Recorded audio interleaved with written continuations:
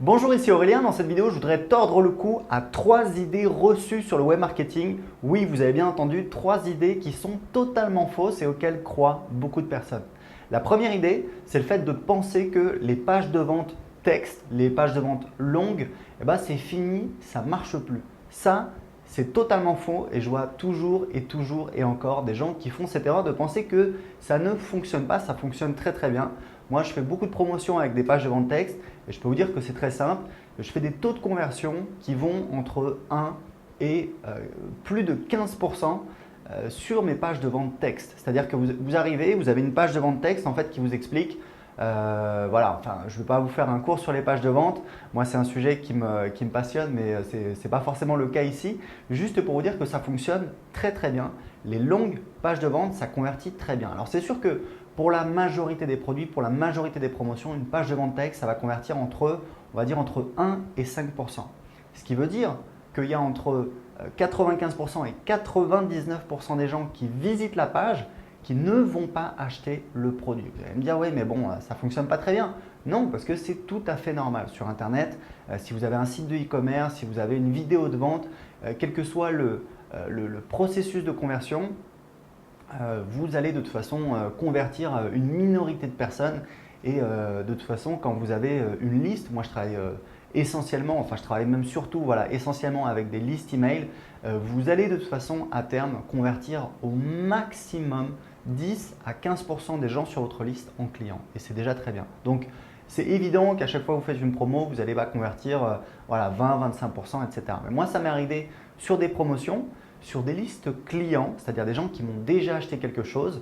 Je proposais un produit à 47 € et j'ai fait 16% de conversion. Je ne sais pas si vous vous rendez compte, c'est absolument énorme. Si vous faites le calcul, ça veut dire que donc 16% de conversion, pour ceux qui ne savent pas, ça veut dire que sur 100 personnes qui visitaient la page de vente, il y avait 16 personnes qui achetaient le produit.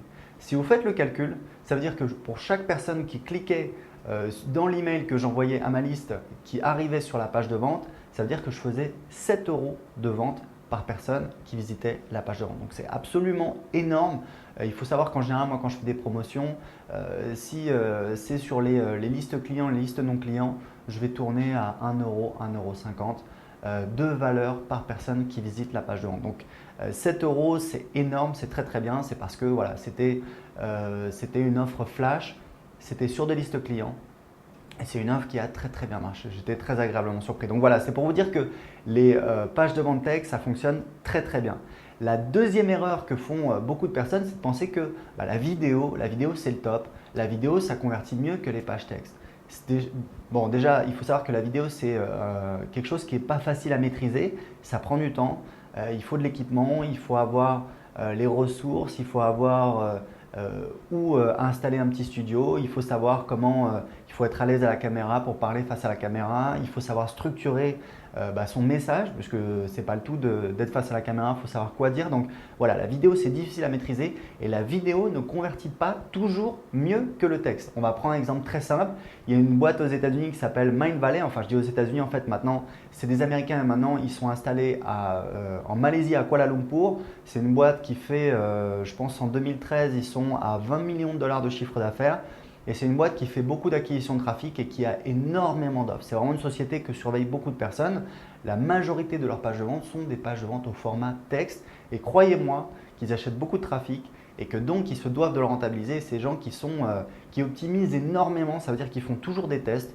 Ils testent à peu près tout et ils gardent ce qui fonctionne le mieux et ils utilisent toujours des pages de vente texte et ils n'ont pas toujours de la vidéo. Il faut savoir qu'il y a par exemple un test de Google qui a été réalisé où en fait ils se sont aperçus qu'effectivement une page de vente texte convertissait, enfin ce n'était pas une page de vente, c'était ce qu'on appelle une page de capture, une page d'inscription, convertissait mieux qu'une vidéo. C'est vrai que la vidéo c'est vraiment adapté par exemple pour de la vente, effectivement pour des produits chers, ça a vraiment beaucoup de valeur, ça a vraiment beaucoup de valeur ajoutée.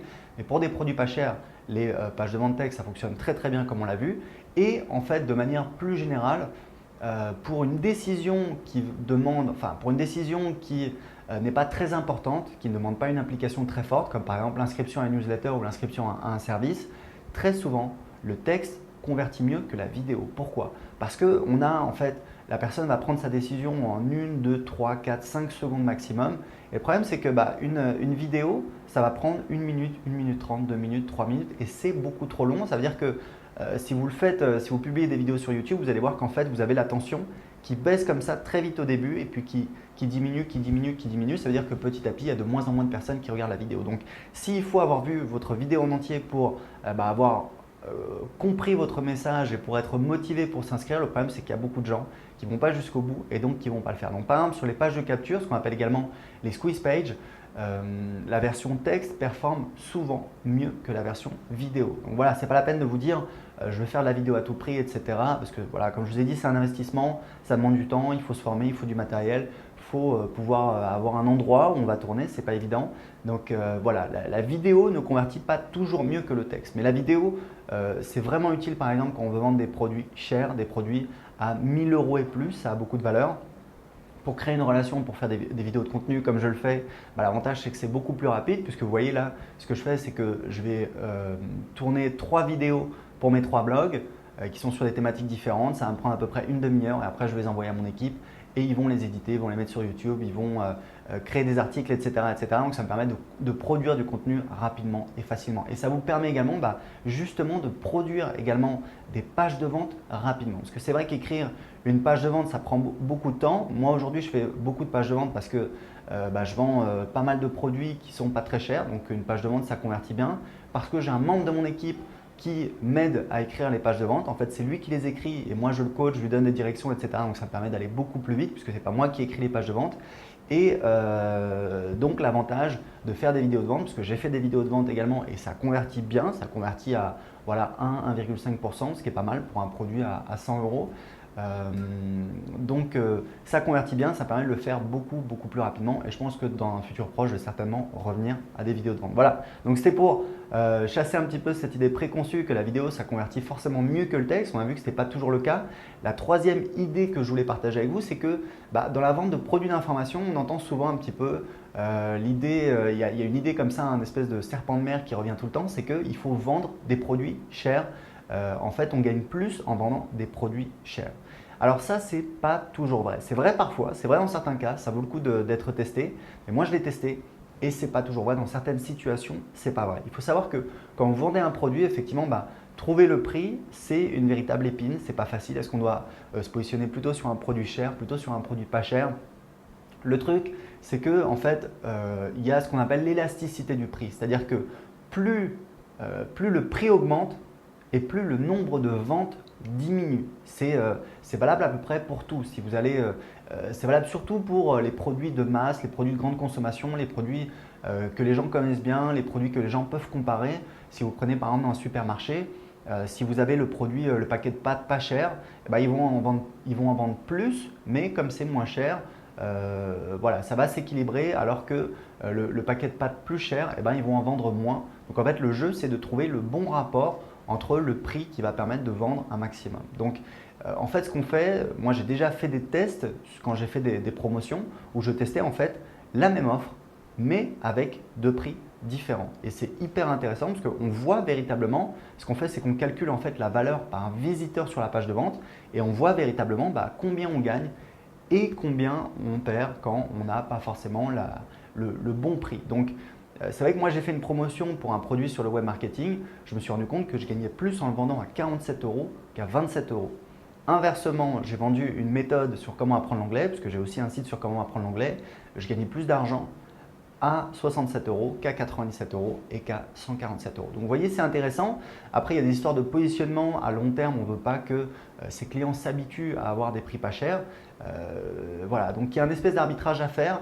Ce que je vous recommande, c'est de ne pas vous positionner uniquement sur des produits chers, parce que le problème, c'est que quand vous n'avez que des produits chers, il y a toute une partie du marché qui n'achètera jamais plus cher parce qu'ils n'ont pas les moyens, parce qu'ils ne sont pas investis plus que ça, parce que, etc., etc., etc. Mais vous avez toute une partie du marché en fait que vous allez négliger, que vous allez abandonner et ça, c'est dommage. Donc, ce que je vous recommande, c'est d'avoir des produits pas chers, des produits chers, des produits très chers, des produits très très chers, etc., etc., etc. Ça vous intéresse, ça me vient comme ça, il y a un marketeur américain qui s'appelle Perry Marshall qui a écrit un livre absolument fascinant, ça s'appelle The 80-20 Marketing and Sales.